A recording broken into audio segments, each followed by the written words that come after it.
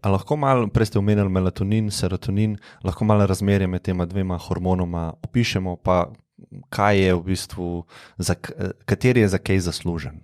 Ja, zdaj, melatonin je hormon, ki se nam izloča v možganih iz češarike po noči v temi. Se pravi, v temi. A ne? Gre za to, da če smo mi zvečer na telefonu, bo ta svetloba, telefon je slabši kot, ne vem, računalnik, televizija, ki je dlje od očesa, a ne, bo ta svetloba, predvsem ta modra svetloba iz zaslona, šla skozi naše oko po tem traktusu do hipotalamusa, tega v bistvu naše biološke ure v možganih, od tam naprej v češariko, a ne, in nam bo zavrla izločanje melatonina. Ker bo telo mislilo, da je dan, da ni noč? Ne, tako, ker ta modra svetloba v očesu, v bistvu te celice delujejo tako, da se melatonin ne izloča, zavira. A ne? No, čisto tako sem hotel povedati. Telo smo zafrknili, ne? Tako. In zato tudi rečemo, predvsem našim mladostnikom, a ne, idealno je vsaj 2 uri pred spanjem ne vseh teh naprav, kar je praktično. Se pravi, do 2 po noč. Ja. Če greste spat ob 4, a ne? Ja. Ampak recimo imeli smo eno konferenco, pač ameriški kongres, in smo vsi rekli, da je to zelo težko, a ne? Veste, kjer mladostnik bo zdal 2 uri pred spanjem telefon stran, in potem je bil nekak konsens vsaj 1 uro, a ne? Plus tega čim več v bistvu teh filtrov za modro svetlobo, a ne? Se pravi, da se melatonin nam bo izločal po noči v temi, a ne? In melatonin je ta hormon, ki se nam v bistvu lepo zgradi po noči in proti jutru upade, da se mi lahko zbudimo. Če bomo mi, tako kot pravite, do 4 zjutraj na telefonu, a ne, bomo imeli kasnejše uspavanje, ne, uro ali 2, in potem, ko bomo zaspali, se bo pa ta melatonin zgradil, kar pomeni, da zjutraj ne bomo mogli vstati takrat, ko bi morali, ne? In to so tipično te mladostniki, ki pridejo, ne morejo hoditi v službo, ne morejo hoditi na fakulteto, ker zjutraj ne moremo vstati. To ni nespečnost, a ne? To je zamik cirkadianega ritma zaradi čistih učinkov, a ne? Zdaj, v lanskem letu se je zgodilo to, da je melatonin postal zelo popularen, a ne? Dobi se ga povsod, na recept, brez recepta. Brez recepta se ga dobi? Ja, v Sloveniji? Ja, povsod. Problem je, da melatonin brez recepta tudi ni za zdravila, ki so brez recepta, nimamo nekih študij, ne vemo, kakšne koncentracije melatonina so noter, ne?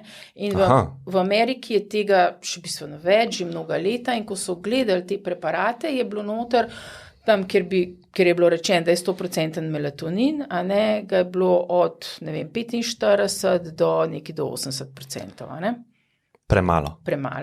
Ko so gledali drugega, je bilo pa v bistvu, so bile pa ogromne količine, a ne?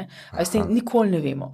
Mi, ki se ukvarjamo z medicino spanja, vedno rečemo, čim nižjo dozo, vendar pomembno, kdaj ga bomo dali, a ne? Ker pri nas zdaj lahko kupite melatonin 5 mg, 10 mg, to so doze, ki se jih lahko daje samo za nekaj dni, maksimalno do 4 dni pri jetlagu. Se pravi, ko spreminjamo časovne pasove. Pri nas se jih jemlje kar za kronično nespečnost in to vemo, da nima nobenega učinka. Ne? Aha, nima nobenega učinka. Kaj pa, recimo, jaz sem užival melatonin brez recepta. Ja? V Italiji sem ga kupoval, ker tukaj nisem vedel, da se ga tudi prodaja. Ampak jaz sem ga vzel četrtinko. Ja? Verjetno ni imel, mislim, da je bilo 5 ali pa 10. Verjetno, kot pravite, ni bilo nekega učinka, ampak se mi je zelo pomemben zdel placebo.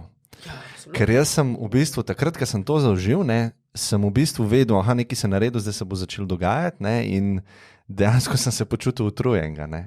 In mogoče, čistko sem sam hotel povedati, ne, da mogoče se nasplošno v zdravstvo, ne, premalkrat v bistvu upoštevamo ta učinek tudi. placebo učinek.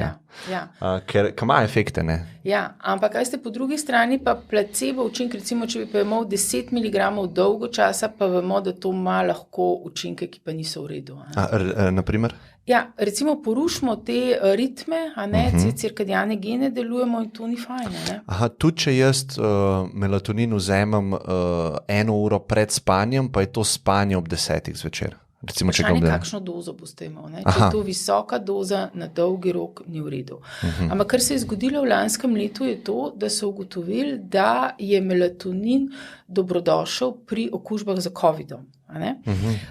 Ne samo zato, ker je ob infektu s COVID-om spanje hudo porušeno.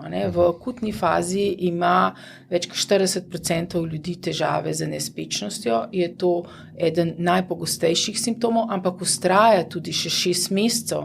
Po COVID-u imamo mi lahko hude težave z nespečnostjo.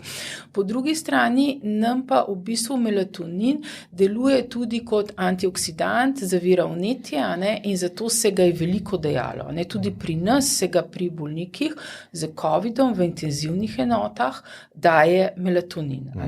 Vendar ljudje so pa seveda potem to slišali in vsi kar jemljajo, melatonin, ne glede na to. A je pogosto to zdaj? Ogromno. Mislim, v Ameriki se je v letu 2020 prodaja melatonina zvišala za 700%.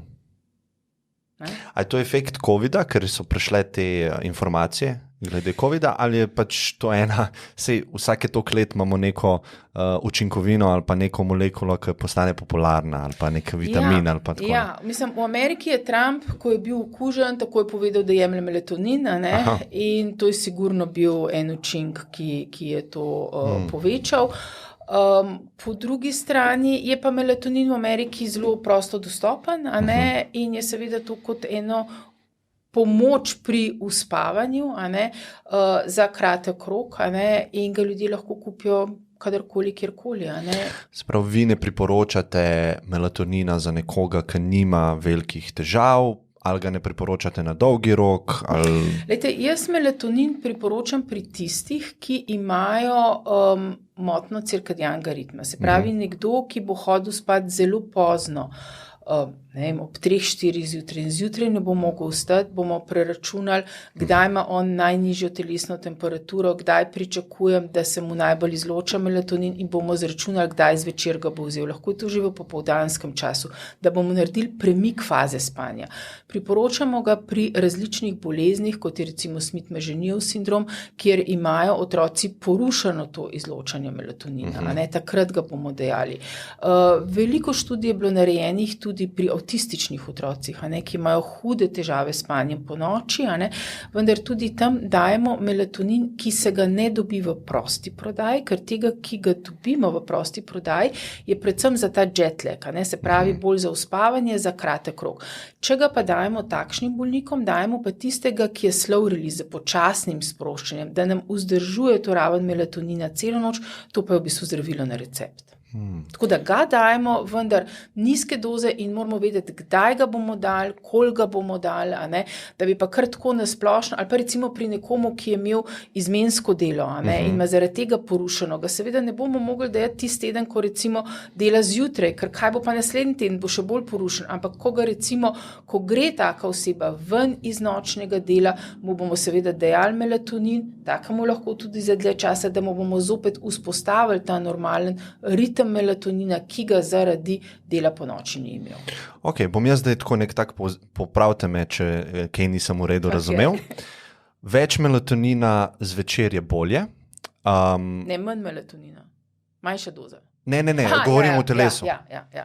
In zdaj lahko malo govoriva o naravnih, nekaj ste že naravnih recimo akcijah, ker lahko naredimo, da bi to količino melatonina v telesu povečali v pravem času. Rekli ste, zatemnen prostor, čim manj modre svetlobe. Če je modra svetloba, ne bo 2 uri pred spanjem. Tako. Če je 2 uri pred spanjem, ne bo neki blokerji oziroma filtri za modro svetlobo. To, če prav razumem, so ta očala, ki blokirajo. In tudi te naprave imajo že kar avtomatsko ob sončnem zahodu bolj v rumeno se spremenijo ekrani. Ne? Kaj lahko še narediva tukaj? Da smo pa zjutraj na modri svetlobi. Okay. Se pravi, zjutraj pa super, ne? Jaz vedno mladostnikom rečem, zjutraj, ko se zbudiš, pa je na telefona. Ne? A veste? A res? Ja, seveda, modra svetloba. Oziroma, dobi se tudi te razne lučke, predvsem največji proizvajalec tega je Philips, ki ima veliko govorimo o tem smart lighteningu. Predvsem, kako mi z LED svetilkami mi lahko spremenimo barvo svetlobe, da se nam barva svetlobe, se pravi, popoldne spreminja v te oranžne, rdeče spektre, zjutraj v modrem spektru, da nas bo prebudila. Recimo, najboljše pa na sonce iti. Najboljše pa na sonce, absolutno. Ampak recimo v severnih državah, kjer je večino časa po zimi tema, so takšne lučke, ki jih imaš v pisarni z modro svetlobo, da si zjutraj v bistvu pomagaš s tem. Mi imamo terapevtsko takšna očala, ki se jih da lahko tudi na navadna očala, ki nam v bistvu blokirajo, ki nam v bistvu naredijo to, da bomo z modro svetlobo, da bomo zavirali izločanje melatonina. Tipično zjutraj. Se pravi, potem recimo novejši avtomobili, recimo Volvo da veliko na to, da je vse na armaturi modra svetloba, ker med vožnjo moraš biti buden. Zelo take enostavne stvari, ki se jih da dobro pomagati. Kaj pa pol njegov polarni brat, mogoče serotonin? A sem prav to opisano? Mogoče, če ga lahko malo opišemo. Zdaj, serotonin je tako, zdaj, mi dva smo nekaj govorila o fazah spanja, ampak spanje je zelo zapleteno, in tudi serotonin ima svojo funkcijo po noči, Ni zdaj serotonin samo tisti, da bomo rekli, da ga ne smemo, ampak je recimo, se pravi, 5-hidroksitriptofan, prekurzor tudi serotonina, in tudi serotonin mi potrebujemo po noči. Kar pomeni, da včasih so menili, da so različne hrane, ko si bomo zvečali nivo serotonina, kot so recimo banane, in bomo potem lažje spali.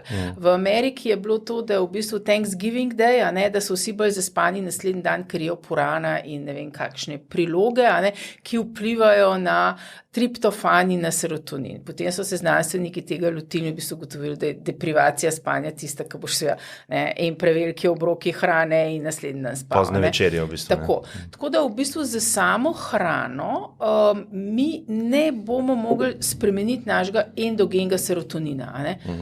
Tako da, veste, vse te pripravki, ko lahko dobimo kot OTC, se pravi over the counter preparate, brez recepta, ki bodo serotonin, triptofan in to prezideti.